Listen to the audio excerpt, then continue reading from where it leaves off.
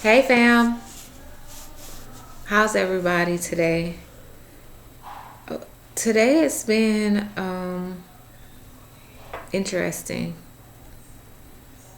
I've talked to a lot of people who are experiencing a genuine sense of sadness today, a sense of frustration, and I was just talking to my daughter and she was asking me, "Are you gonna record a video? You don't really seem like you're feeling so hot." And I was like, I was feeling okay until all three of my children started screaming at the same time. But there is this general sense of angst and frustration, disappointment that I'm connecting with in other people. And I wanted to talk about the fact that these kinds of moments actually have a magic stored in them if we allow ourselves to tap into it. What do I mean by that?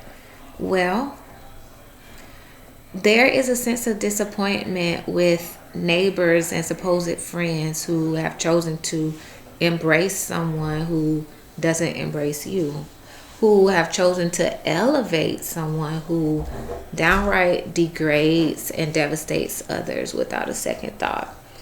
And there's a sense of almost despair about what is going to happen, where do we go next? And the reality is that I don't consider myself to be a political person, but I recognize the real challenge that people I love and care about are experiencing right now. And that challenge has brought about some sadness. But today, I want to talk about MAGA, meta, and the mental wealth magic that is secretly locked inside of this moment of sadness for us. And I'm going to read something that I wrote to begin. Sadness quickly transmutes to rage when it is muted, when efforts to dilute it seditiously pollutes its pure essence. Permit expression, empower embodiment, feel it to heal it. Do not gag and bind it. Let it find its own way to be emancipated. Emotions, underrated, underestimated, can spew out under second guessing, can combust under cold pressing, taught and tangled, taught priceless lessons. Today, I uncage my rage, refuse to act my age, put soul ink to page, and cull the courage to say. Find the courage to stay. No matter how I feel today, I rise still. And so, in the midst of disenchantment, disillusionment, there is an opportunity to tap into the magic that that experience provides us. And that opportunity comes by way of resistance. And there are 4 ways of resistance that I want to talk about. And I probably won't get to all of them today. But we can resist through 4 ways that I will introduce to you. But Apple Books was giving away Why We Can't Wait by Martin Luther King for free. And I decided that because today is Martin Luther King Day, I would download the book and read some of it. And I came across this quote that really connects to the experience that some people are having right now. The disenchanted, the disadvantaged, and disinherited seem at times of deep crisis to summon up some sort of genius that enables them to perceive and capture the appropriate weapons to carve out their destiny. So in this moment of depression, distress, disillusionment, discouragement, there is this sense that your ability to determine your destiny has been robbed from you. And that creates depression and anxiety. And that is the opposite of what we are deserving of and what we are promised. There is a scripture that says, submit yourself to God, resist the devil, and he will flee. So the enemy of our spirit and our soul wants us to look at the movements of MAGA and the movements of MAGA and be disillusioned and discouraged. And so we have come up with these ideas about how we can resist. But I submit to you today that submitting to God is the first avenue by which we can resist, by which we can engage in this spiritual battle, this crisis that can spark a destiny carving decision to persist in resisting. Submission to God, submission to his authority, submission to his thought process, submission to his truth, as opposed to being distracted and disheartened by all of the chaos that seems to be ensuing. And so then I hear you asking the question, how do I resist? And I'm not calling any person a devil, so please don't misunderstand me. But there are forces that are at work in our world. So how do we resist? One way that we can resist is through recipes. And I know you're like, what are you talking about, lady? We are getting people excited about shutting down Meta for this week. We're not going to get on Facebook. We're going to resist and show our protest by shutting down Meta. No problem with that. We're going to resist by turning off our televisions, tuning into other things, and tanking the ratings for something that we simply do not feel that we can celebrate.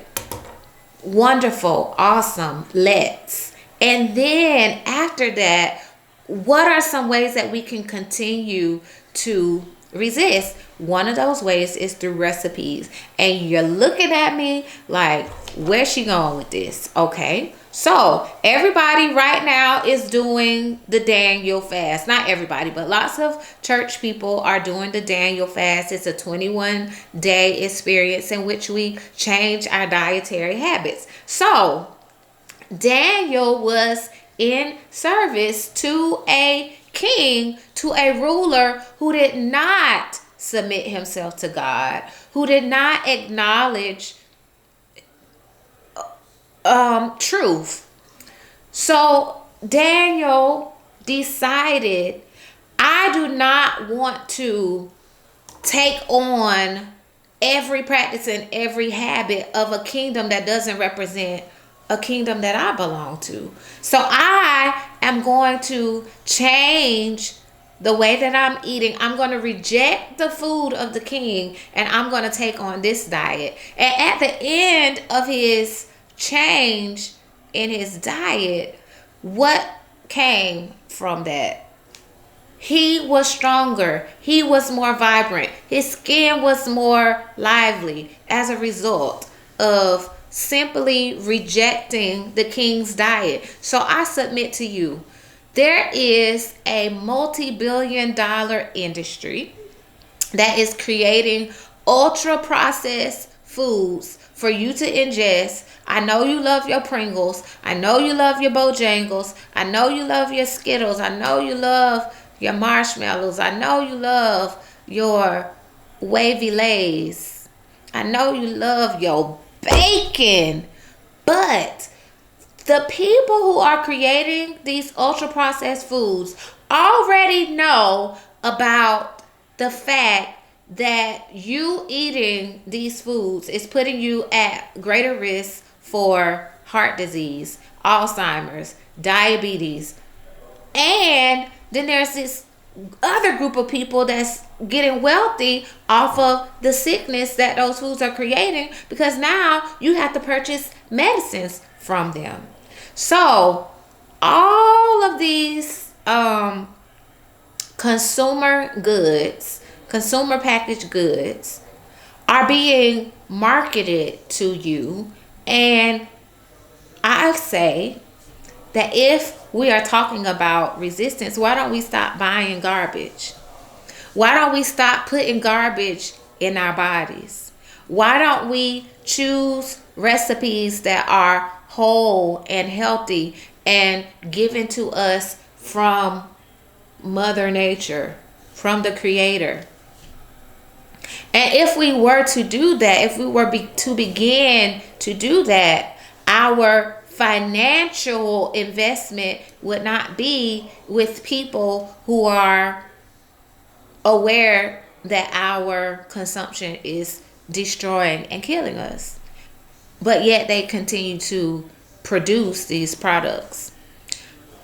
So there are mental health benefits to changing your diet. Foods that are rich in antioxidants can decrease free radical damage. Free radical damage in the brain can cause cloudy thinking. And then there are certain foods that will increase your serotonin.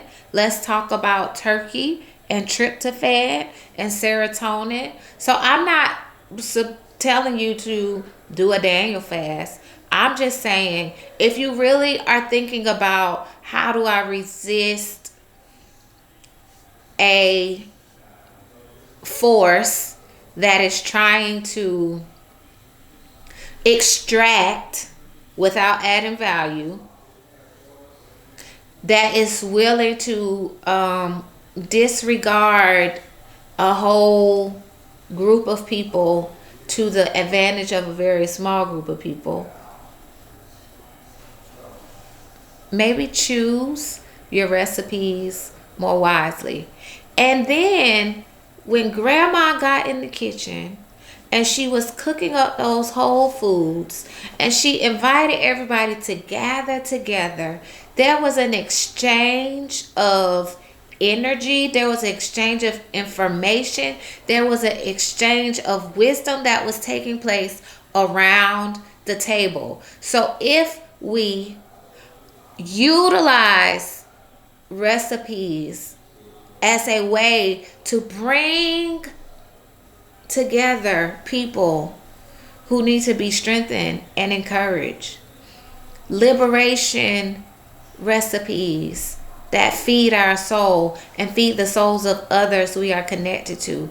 Now we can exchange ideas about how do we want to face the challenges that are ahead. We can teach our kids knowledge and wisdom that is going to be necessary for them to survive in the world as it is becoming known to us.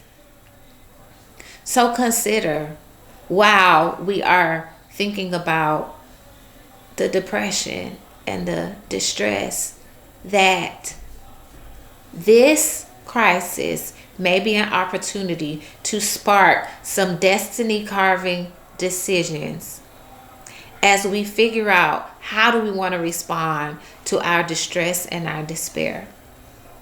So be encouraged. Be encouraged.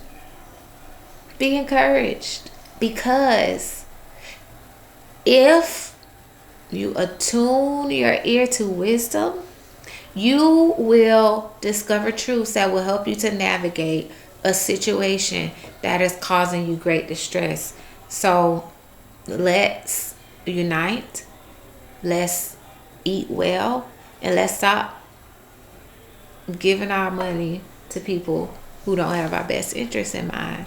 And I'm sorry if you didn't like what I said or if it was offensive to you, but you can choose to like this video, subscribe to my channel, and come back and let's have some more conversations. Or you can say not my cup of tea. Dr. T is not my cup of tea. And that's okay too. Thank you for tuning in. Until next time, be well.